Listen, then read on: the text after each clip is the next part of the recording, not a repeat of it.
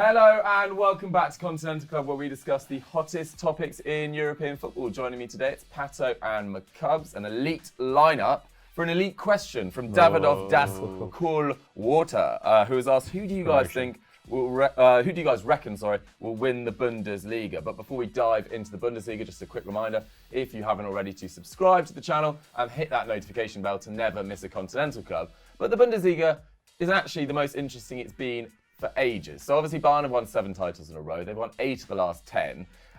In the last 5 years, the average they've won it by is 11.6 points. Last year, when they won by 2 ahead of Dortmund, was the first time only the first time in the last 5 years that it's been less than 10 points. And generally, second place is quite predictable too. Dortmund have finished second 4 times in the last 7. The top scorer is generally quite predictable. Lewandowski's won 4 of the last 6 Golden Boots. But this year, it's a different story. There's just 5 points separating 5th place Schalke from table toppers RB Leipzig. And we look like we've got a title race on our hands. And it's definitely probably the most fascinating league in Europe right now, I would argue anyway. But let's start with Bayern, the champions, Pat, because although their stats look really good, their table position is, quite low for them at the moment. They're third. Yeah, but they're not low enough that I'd bet against them. No. So, for instance, if we were looking at the Premier League now, right, and Man City had the underlying numbers they do, and they were like 3 points behind Liverpool, I would still say I expect Man City to win the title. The difference is like how far they are behind. And Bayern are still the best team in the Bundesliga. They still take the most shots in the division, 18.6. It's worse than last year, but it's still the best. They concede 9.9 shots a game. Okay, that's up from last season, 7.6. It's still the best in the division. So I just think that the margin isn't sufficiently big. The only thing that is going for the Bundesliga, from the point of view of trying to get somebody else other than Bayern to win it, is how many good teams there are this year. Because when it was just Dortmund were getting pretty lucky last year, and they needed to be both lucky and good to stay ahead of Bayern. Whereas when you've got, I'd say, 3 really good teams there in Dortmund, Leipzig, and Borussia Mönchengladbach, then you only need one of them to be good and a bit lucky for Bayern not to win, if that makes sense. Only one of them needs to get that kind of run of form. But I just think that Bayern probably will do it. I mean, yes, they've had some unfortunate results recently against Leverkusen, against Mönchengladbach, but they could have won. A lot of big chances. They could have won both games. They could have been 3 up against Gladbach in the first half. And yes, was it good for Marco Rose that he was able to kind of sort things out a bit in the second half? Yes. Was it bad for Bayern that they weren't able to prevent that? Yes.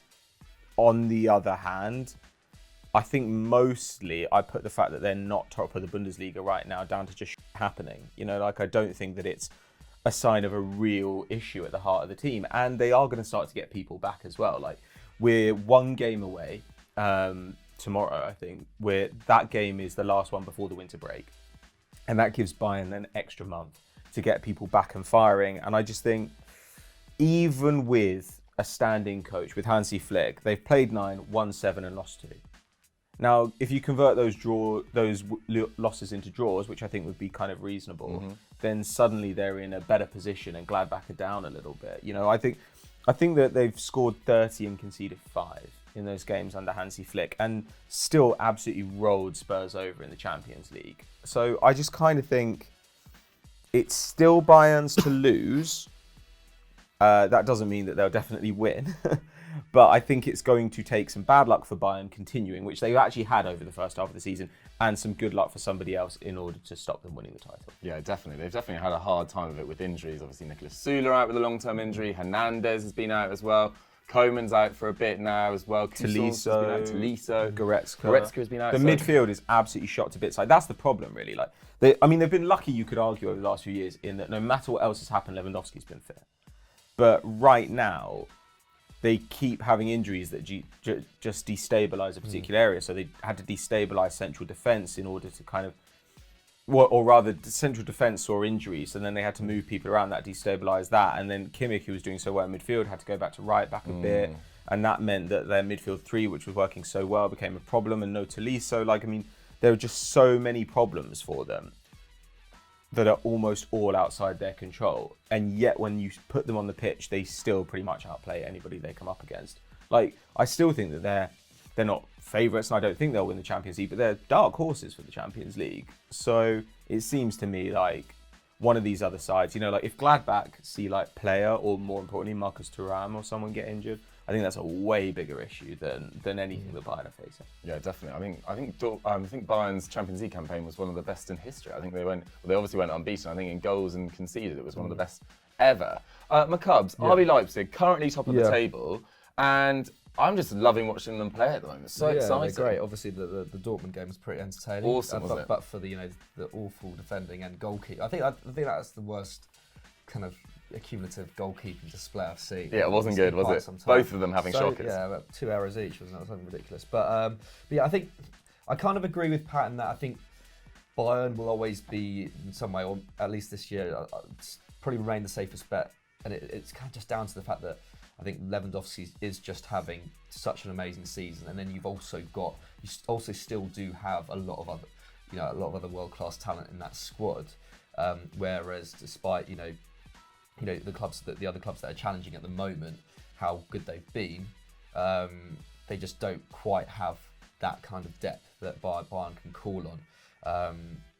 And obviously, like you were talking about, the way that the defence has kind of sorted itself out in recent weeks, I think is testament to that. But I think Leipzig are still a very good shout. I think if you look at kind of how they've started the season, it doesn't necessarily, it's not really suggesting that they're necessarily going to drop off, especially with Timo Werner in this kind of form as well. So obviously, won 10 of their opening 16 games. They've lost just twice. I think that's the joint best record with Borussia Dortmund. I think they've got the third best defence as well behind. I know Wolfsburg obviously have the best defence. I'm not sure a second, but Leipzig have the third best. And then when it comes to kind of expected goals, expected points, I think Bayern edge them on expected points, but only by about 1.5. Yeah, it's tight. So when you look at that, it's kind of like, well, yeah, Bayern might have to get a little bit unlucky in the second half of the season, but equally, if Leipzig continue to play at this level, and they are top at the moment, there's nothing really to say that they're not going to be at least within 2 points of Bayern or 2-3 points ahead of Bayern come the end of the season. But yeah, I mean, it's I think like with Bayern as well, it's kind of highly dependent on Timo Werner. He's obviously got 18 goals, 5 assists in 16 games. He'd be far away. I think if it wasn't for Lewandowski's form, he would be considered far and away the best striker in Europe like this season. Definitely. And yeah, kind of the stats back it up as well. 1 point, basically, yeah, one expected goal per 90. Cunha's not far behind that on 0.64, and Kunku on 0.57, despite playing in a number of different positions.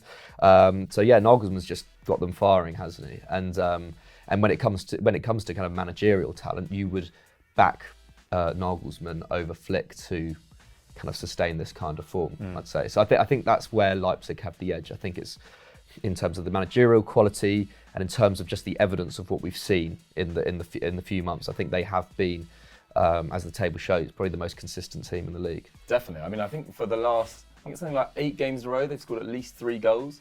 So that attack is just firing. I think no one in Europe has scored more goals than them, which is only marginally ahead of Bayern. So 2 very good attacking sides in that division. And look at their depth as well. We've barely seen Ademola Lookman play. No. We've barely seen what's his name, Tyler Adams and Ampadu play at all. So there's so much depth in there. And Konrad Lehmer in the Central Park's having a really good campaign as well. I think he's over 6 tackles and interceptions as well. So I wouldn't be surprised if someone was looking at him maybe next summer as well. Still so young. I think he's only 23. And then Dortmund. I mean, we've talked a lot about Gladbach on this show, so we thought we'd talk about Dortmund mainly because it's been such a fascinating week for them with that absolutely awesome game against Leipzig on Tuesday, which just showed the flaws of both sides. Maybe more off in that game, but Dortmund have been shaky at the back this season, I think it's fair to say. And Zagadou and Hummels weren't very good again, but they weren't very, they were pretty unlucky with Berkey making some extraordinary decisions, really. I think if they want to consistently win top titles, they do need to make a change at goalkeeper.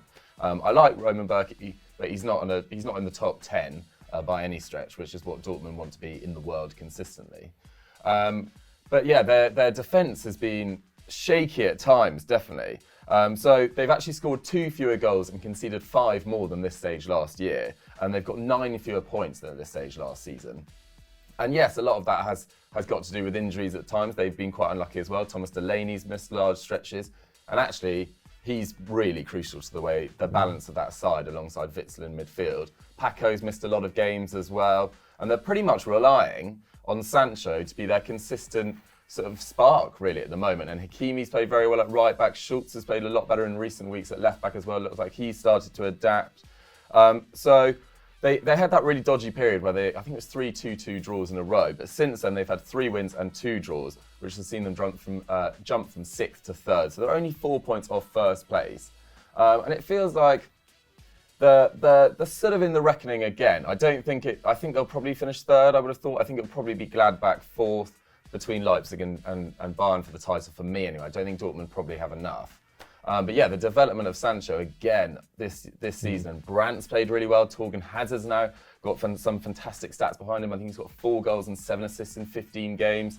So they're players that have come in this summer seem to have really hit the ground running, and they're developing into a really good team to watch and a fascinating team to watch as well. Their tactics are just kind of extraordinary at times, the way they move forward and play pretty direct. It's very little sort of build-up play. It's just straight up to the wings and get it into Royce and Paco in the middle as much as possible. But yeah, injuries at the moment holding them back slightly, but I feel in the long term they could launch a challenge, but probably be the 3rd best. Do you think that the way they lined up against Leipzig could be a kind of blueprint for them going forward, where they had that 3-4-3 with Guerrero and Hakimi on the wings, who are, unusually skillful and like kind of midfieldery for wing backs, and then having Sancho and Hazard like wide in front of that, like, and playing Brandt in midfield? Because obviously it's hard to say like they didn't deserve to give up the goals. They made mistakes which led to Leipzig's goals, but actually those were just silly mistakes, and part of that's being forced into it by Leipzig. But on the balance of play, I thought they played really, really well and like dominated, really.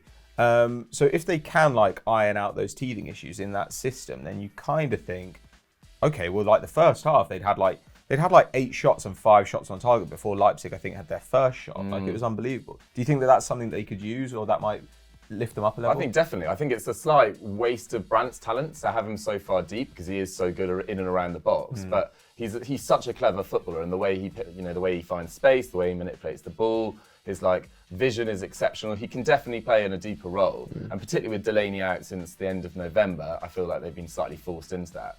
But yeah, it's going to be absolutely fascinating. I mean, if you guys had to say now, are you both still thinking Bayern then, or McCubbs, you were sort of... I don't know, I think I might back Leipzig, because I forgot to say earlier, Willy Orban's been out since November and Konate's been out for a while as well, and they both return in January, so you'd expect their defensive ability as a side to take a step up again. So I think I'm going to back Leipzig at this stage. Yeah, Pat, what do you reckon? I will say Bayern, but as I've said a lot of times, I did put money on Leipzig to win the league. You did, but you cashed out. I cashed out, yeah, I needed the cash. But do you regret the cash out now? No, not really, because I just genuinely needed it. But I would love Leipzig to do it, even if it would like be quite upsetting personally for me. Yeah, I mean, it'd be it's just so nice to have a proper title race in our hands. And also, there's some quite interesting talking points, outside of them. Obviously, Schalke's rejuvenation.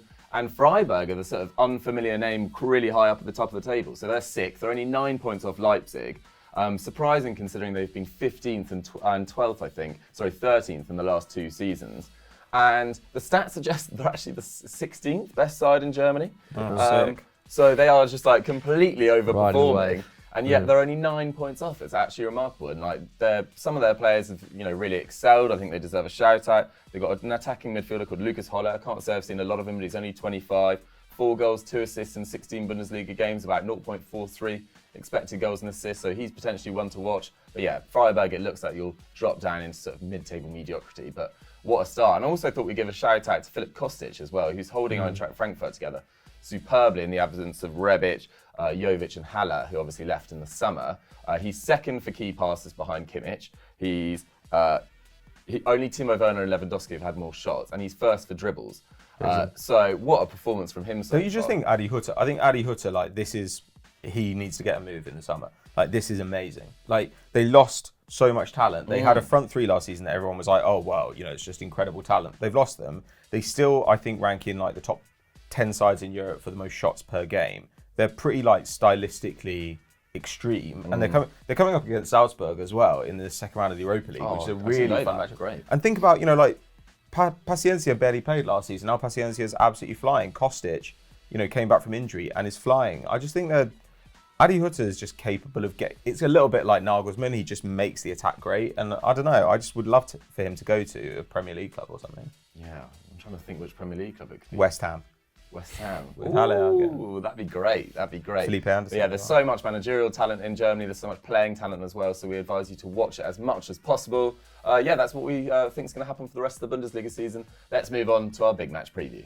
Moving on to our big match preview, and we could have previewed Real Madrid versus Athletic Bilbao, which is taking place on Sunday at 8 p.m. But we talked about Real Madrid and Valencia last week. So instead, we're sticking on the theme of the Bundesliga and profiling tonight's clash between Hoffenheim and Dortmund. It's 9th meet 4th. If BVB win, they can go above rivals Bayern prior to their meeting with Wolfsburg tomorrow. But we've talked about Dortmund already. Pat, Hoffenheim lost a lot of talent in the summer, and they're doing fine.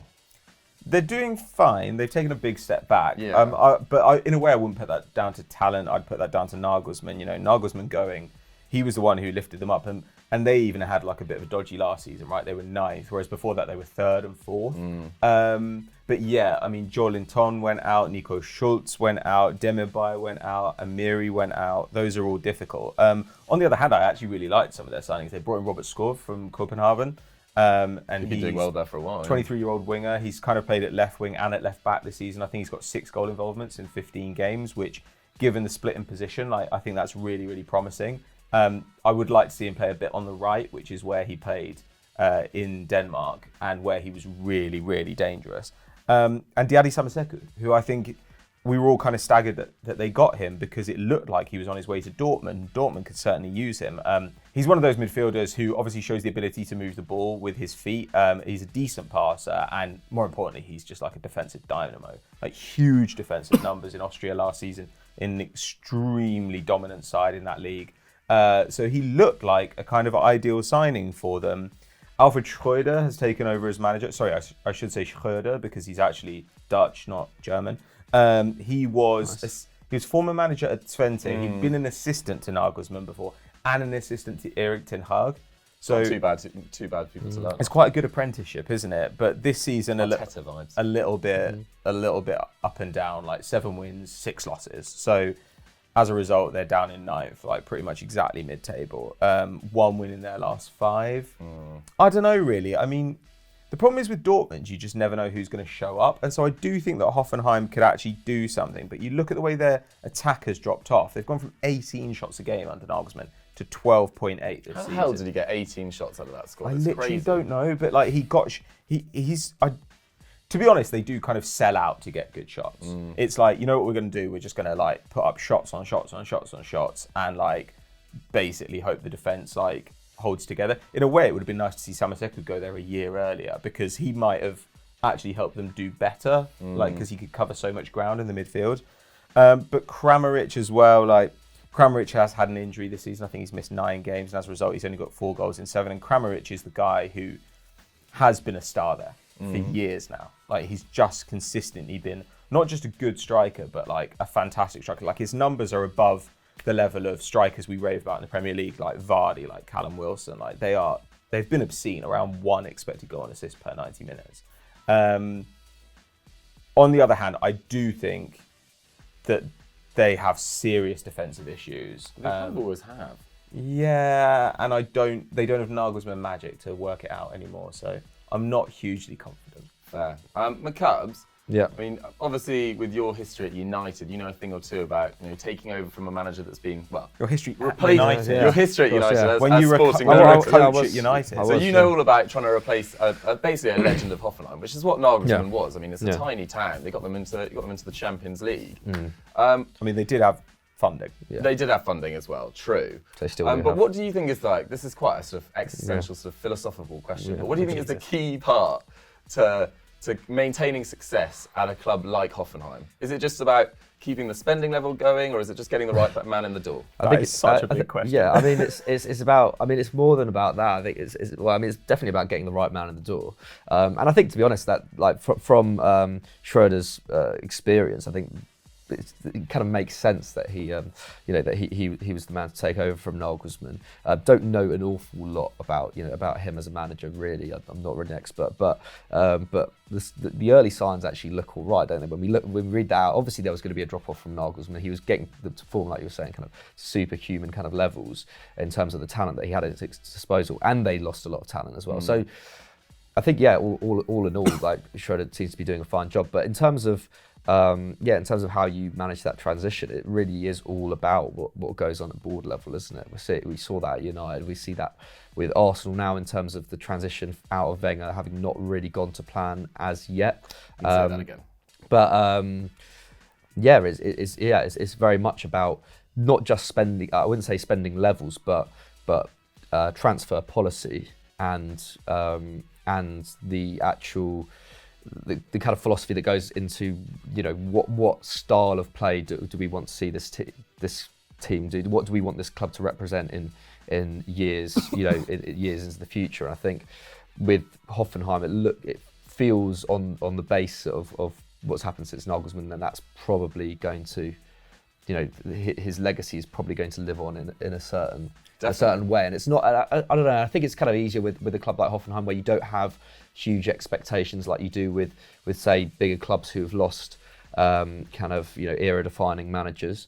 Hoffenheim are not expected to get Champions League football year in, year out. They're not expected to challenge for titles. So there's a bit of wiggle room there where you can have a couple of seasons where, players are betting. And I think that's kind of the same in the Bundesliga in general, right? Like I think fans and club, the kind of hierarchies within clubs are more patient. I think and are willing to give chances to younger managers, willing to experiment a bit more tactically. So it's hard to really compare those situations. They're very, very kind of at opposite ends of the spectrum almost. A very good answer. I can see where United tapped you up a few years ago for your continued work exactly. there. Guys, we need a prediction for this game. Hoffenheim at home against Dortmund. What do you reckon? Quick score prediction. I'll start. I'm just going to put it straight out there. I think Dortmund are going to batter them. I think it's going to be 3-0. Ooh, wowza. Yeah. They're in the mood for goals at the moment, Dortmund. I said Madrid. I said Madrid would batter Valencia on the weekend, and they very much didn't. So I'm gonna hedge my bets here. I'm gonna say 1-1. Oh, okay. Pat? 3-1 Dortmund. 3-1 Dortmund. Love it. Hoffenheim actually have a really poor record in this game as well. They've only won 2 of the last 15 league meetings. So McCubbin, you might be stretched for your 1-1. But yeah, let's quickly move on to quickfire questions. Our quickfire question today comes in from @Daniel Root, who has asked, big question actually, Daniel, which European club do you feel has defined this decade?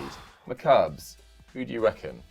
I personally find it really hard to look past Barcelona. Yeah, I'm kind of with you. I know they haven't, the last 3-4 years haven't necessarily, they haven't been the Barcelona that we saw at the start of the decade, but the way that they started the decade as in many people's opinions, like the greatest club team ever, and I just think set a precedent for the way that football has not only kind of developed, but the way that football's been analysed. Mm-hmm. For example, look at how in terms of Football Daily, our kind of image as a kind of analytical channel has been built off the back of data and stats, which have only really been something that has really entered the football conversation properly in the last 10 years. We've only really been getting the kind of good quality stats that we do now over the last decade. And I think that kind of went hand in hand with what Barcelona were doing, or at least maybe not in the way that Barcelona operated necessarily. There have been other managers other than Pep and other clubs other than Barcelona who've probably used stats in more innovative ways. But in terms of the way that football was being talked about, in terms of the kind of how football has been kind of analysed in such minute detail, Barcelona was such a great kind of blueprint in terms of looking into a team, looking into exactly what they were doing, kind of every single minute, looking at kind of obviously possession stats, passing stats, looking kind of later on expected goals and shot locations, and obviously Lionel Messi, who clearly is the defining player of the modern era as well. I don't know. I think it's hard to argue. I think I don't know. Maybe over the last 5 years they haven't been, but the way they started the decade, I feel, has kind of had a lasting effect. I would agree with that. I mean, Pat, I saw you when we briefly mentioned this off camera. You were maybe saying, "I'm not so sure." Who would you say? Well, I mean, on results, you'd say Real Madrid. Real Madrid, I think, were the dominant side of the decade. Certainly in Europe. True. Though. The decade was almost split though. Barcelona, then Real Madrid. No, Barcelona won 1 Champions League at the beginning of the decade, then won 1 in the middle. Like, that's kind of it. Like Yeah. it was a bit. I mean, they dominated La Liga though, didn't they? In a way that Real Yeah, Madrid they were did. unable They to. did. But I think They were clearly the best team for the first 5 years, I would argue. Barcelona for the first 5 years. With that I don't 2 know. years of Bayern. They've maybe. wasted a lot of the decade on bad managers. They've wasted a lot of it on like Valverde and Martino. Like I think, but for similar reasons to McCubbin, I will say Borussia Dortmund. I think. Like, I think Borussia Dortmund started the decade winning titles, and then reaching a Champions League final, and obviously like gave us Jurgen Klopp, who's now going on to become one of the defining managers in the world overall. But also what Klopp's Dortmund did is really usher in a new era in which pressing was everything in the Bundesliga. And as a result, that actually also meant that when Pep arrived there, he became even more of a pressing coach than he'd been before. And those two managers ended up changing the Premier League as well. Like I think that the defining thing in football now is pressing. Like you can't assume you'll have the ball all the time. You know that opposition players are going to be competent enough to keep it if they want to. So you've got to find a way to take it back. And in the early days of the decade, well, in fact, in the first probably 5 years of the decade, we were talking about which teams are pressing teams and which teams aren't. And now we just assume that all big sides are going to press. Plus, I would say that now we also expect that most big sides are going to go and buy younger players, like young stars, and try and bring those through. Like you go and spend huge money for like a 22-year-old and not necessarily a 29-year-old. That is pretty much an innovation that came as a result of Borussia Dortmund. Like they were buying youngsters because they couldn't afford the ready-made stars. And now we see that pretty much across the board. So I think in multiple ways, they've kind of shown the path forward. And I think that we all most clubs now are run to some extent in a Borussia Dortmund model. But I also think you've got to give a shout out to City. Because City this decade, the fact that they, by recruiting really intelligently and by building a club for the future, although they overtook, they showed Man United's limitations specifically. Man United were like football aristocracy, right? They were kind of complacent and just assumed they could keep their place at the top of the league forever. And City were like, right, okay, well, we need to be smarter than them because we don't have all this infrastructure they have.